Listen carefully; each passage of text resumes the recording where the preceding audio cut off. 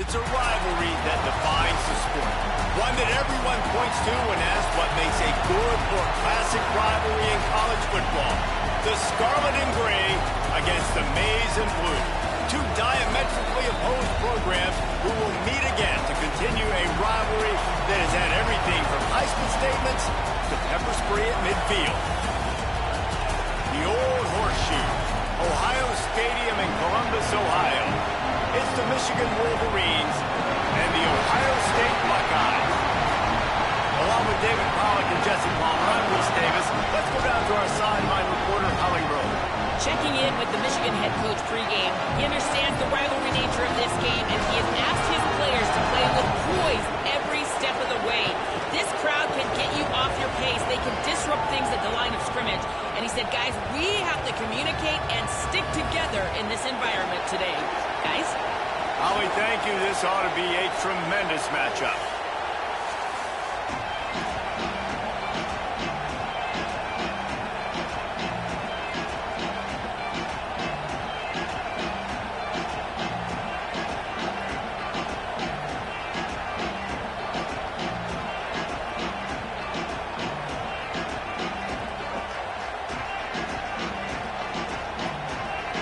Buckeyes headed toward the ball, and we are ready for action.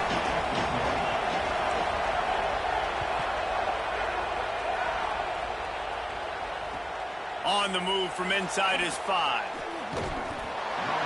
think that's one the kick returner is going to want to take back. That was a ball he probably should have let run through the end zone, give themselves better field position, but now they are way backed up.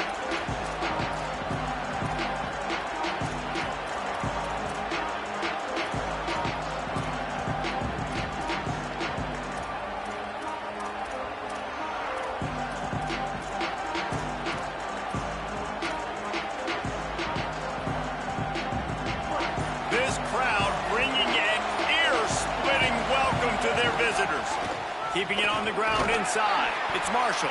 Across the 10, got it out to the 14. That's a gain of 5. And defensively, one of the most important things is stopping the run, being physical up front. That was too easy for this offense. You can't give up 5 and 6 yards a pop on the ground. Like, that is a recipe for disaster. They got to be more physical, get off the ball, get downhill faster.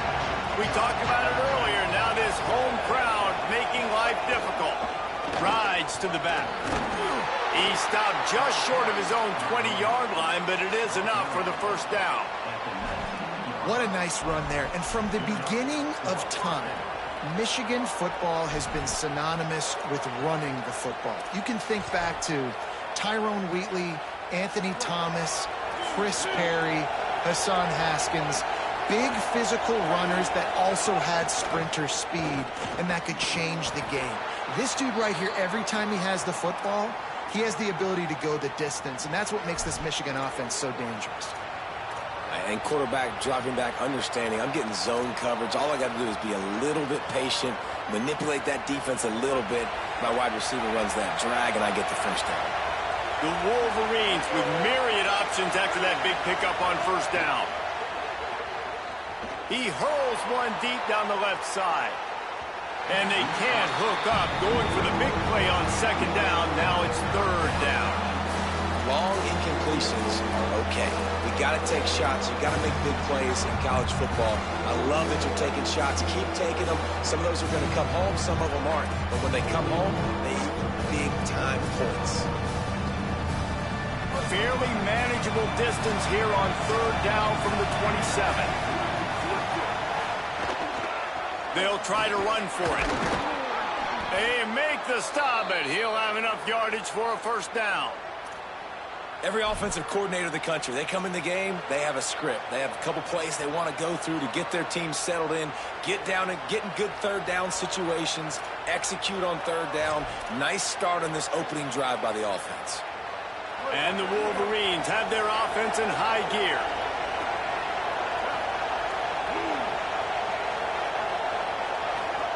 Here's Underwood to throw.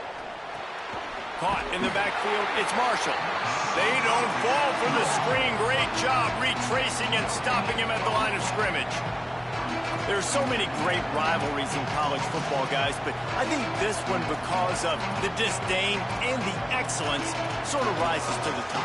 Yeah, I mean, listen, there are great rivalries scattered all around this country. In-state rivalries, interconference rivalries, a great history, great pageantry. But I think what makes Ohio State versus Michigan unique is the fact that more often than not, these are two teams competing for national championships at the end of the year, and this game really does determine the national landscape.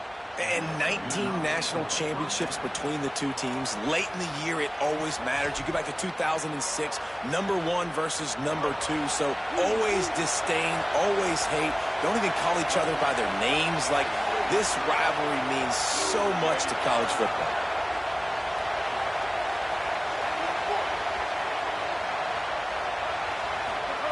Here's Bryce Underwood to throw. Looking to the big tight end. Picked off, and the opening drive is stopped with an interception.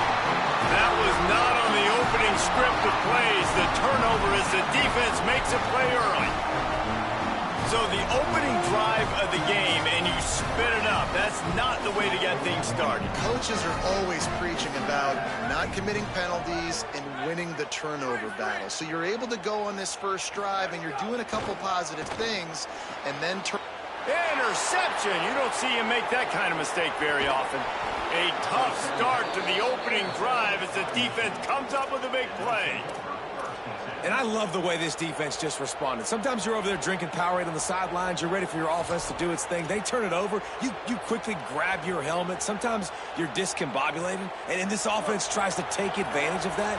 Defense more than ready. Grabs the momentum right back in this football game. Back-to-back turnovers. They didn't get a push at all on that one. It'll be no gain on the play. These two first squared off in 1897, and this rivalry is almost like a history of the sport itself. So much history, so much tradition. I mean, I can go back to 2006 when they were 1-2 in the country. You know, like, these games really matter. The uniforms are clean. The athletes are flowing. There's tons of athletes all over the place. This is always a huge showdown. And you think about some of the great coaches that have graced the sidelines in this rivalry. Bo Schembechler at Michigan and Woody Hayes at Ohio State. And it's amazing, in a conference full of trophy games, maybe the greatest rivalry doesn't even have one. In most offenses, man, it's about controlling the line of scrimmage, getting the run game going. And when you got a back that's averaging over 5 yards a touch, like, I'm not great at math, guys, but every 2 touches I'm getting a first down, I'd say the offense will be in a really good position. Makes the catch, and he's free. That completion takes them down to the 7-yard line, and they are ready to strike. Well, you're seeing the balance this offense has and how they can create explosive plays in a variety of ways. We just saw one come in the run game, and now you see one coming in the passing game. I'll tell you, they've got this defense on their heels. Going to work in the red zone, they can't pick up the first down without getting it into the end zone. Wide receiver comes in motion. Underwood on the play action. Makes the grab. Works his way to the 4-yard line, and they'll have it first and goal. Well, this tight end, he's got size and he's got some athleticism, and he's very difficult to cover one-on-one. Defense is going to have their hands full with him today. The Wolverines trying to cash it in on first and goal. And he charges across the line. Touchdown, Wolverines! Getting ready for the extra point after the first score of the game. And with the extra point, they get the first 7 of the game. A very efficient 5-play scoring drive. And they finish it off with the score from the 4. The kickoff bounces through the end zone. They'll bring it out to the 25.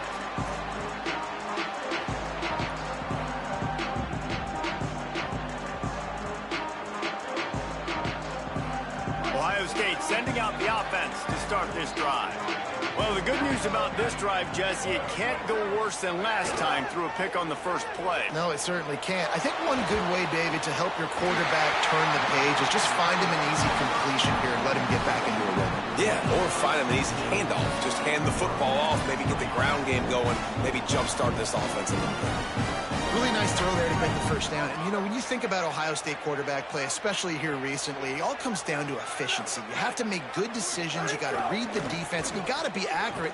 When you think of guys like Justin Fields, C.J. Stroud, guys who went in the first round, that's what they did. And this guy right here, I think he has the ability to be a first-rounder in the future. Really good job by this defense, understanding responsibility football, playing the first option, playing the second option. There was absolutely nowhere to go. Nice job being dialed in exactly where the ball was going and how to get him to the ground. And the pass falls harmlessly to the ground. We'll see if the laundry is as harmless.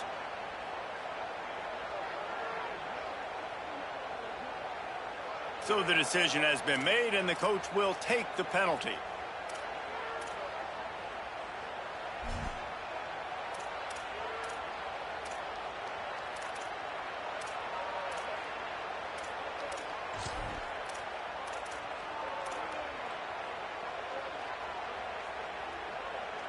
Third down, they need 12. Sayin from the gun on third down. He fires one deep down the right side. Makes a grab on the shot. Just what they were looking for. A huge explosive play, and they're inside the 15 at the 13-yard line. That's what's so scary about this offense. They've got guys in the perimeter that can change the game in one single play, and you saw it right there. Too much speed on the perimeter to create that explosive play. Pulled down at the 11-yard line as they inch closer and closer to pay dirt. I think there's a couple schools of thought in how you run the football and how you throw the football. Like some people say, I run the football to set up the throw, right? To get people aggressive. But this offense kind of took it the other direction, right? They came out throwing the football, now soften them up. Now let's see if they can start to get that ground game going. It'll be second down, and remember, they can pick up a first without scoring. He'll try it again. Hard-hitting tackle. Well, they're going RPO. Nice job handing it off, and really good vision there, just getting what he can get, right? Puts his foot in the ground, gets forward, helps this offense find positive yards.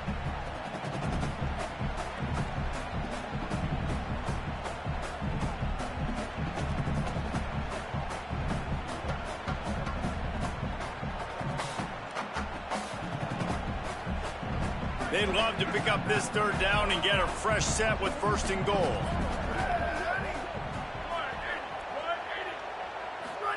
From the gun on third down, Sayin makes a catch.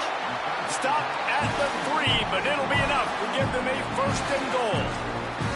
And when this quarterback is in a rhythm, this offense is really hard to stop. You've seen that on this drive. He's 3 for 3, but they're also running the ball well. Everything they're dialing up right now is working. Time winding down in the quarter as they come to the line. They'll run it on first and goal. Nothing doing, and he was lucky to get back to the line of scrimmage at second and goal. We've reached the end of the period, and Michigan has the lead. Let's take a peek at the numbers so far.